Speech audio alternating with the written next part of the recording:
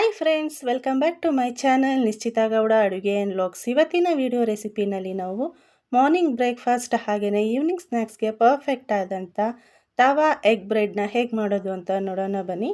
ಮೊದಲಿಗೆ ನಾನು ಇಲ್ಲಿ ಒಂದು ಮಿಕ್ಸಿಂಗ್ ಬೌಲ್ನ ತೊಗೊಂಡಿದ್ದೀನಿ. ಇದಕ್ಕೆ ಒಂದು ಮೊಟ್ಟೆನ ನಾನು ಇಲ್ಲಿ ಒಡೆದು ಹಾಕ್ಕೊತಾ ಇದ್ದೀನಿ. ಹಾಗೆ 1/4 ಸ್ಪೂನಷ್ಟು ಕುಟ್ಟಿ ಪುಡಿ ಮಾಡಿದಂಥ ಕಾಳು ಮೆಣಸಿನ ಪುಡಿನ ಹಾಕ್ಕೊತಾ ಇದ್ದೀನಿ.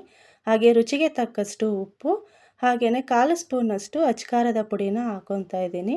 ನಂತರ ಇವೆಲ್ಲದನ್ನು ಕೂಡ ಚೆನ್ನಾಗಿ ಮಿಕ್ಸ್ ಮಾಡ್ಕೋಬೇಕು.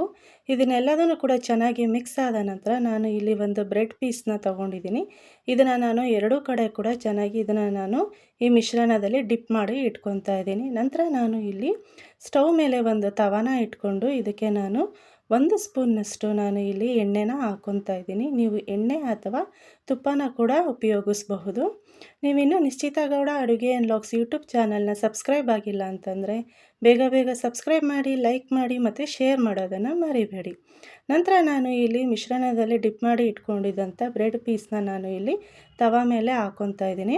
ಹಾಗೆ ಇದನ್ನು ನಾನು ಎರಡೂ ಕಡೆ ಕೂಡ ಗೋಲ್ಡನ್ ಬ್ರೌನ್ ಆಗೋ ತನಕ ಚೆನ್ನಾಗಿ ಬೇಯಿಸ್ಕೊತಾ ಇದ್ದೀನಿ 1-2 ನಿಮಿಷಗಳ ಕಾಲ. ನೋಡಿದ್ರಲ್ಲ ಫ್ರೆಂಡ್ಸ್, ಎಷ್ಟು ಸುಲಭವಾಗಿ ಮನೆಯಲ್ಲಿ ಮಾರ್ನಿಂಗ್ ಬ್ರೇಕ್ಫಾಸ್ಟ್ಗೆ ಹಾಗೆ ಈವ್ನಿಂಗ್ ಸ್ನ್ಯಾಕ್ಸ್ಗೆ ಒಂದು ಪರ್ಫೆಕ್ಟ್ ಆದಂಥ ತವಾ ಎಗ್ ಬ್ರೆಡ್ನ ಹೇಗೆ ಮಾಡ್ಕೊಳ್ಳೋದು ಅಂತ. ನಿಮಗೂ ಕೂಡ ಈ ವಿಡಿಯೋ ಇಷ್ಟ ಆಗಿದೆ ಅಂತ ಭಾವಿಸ್ತೀನಿ.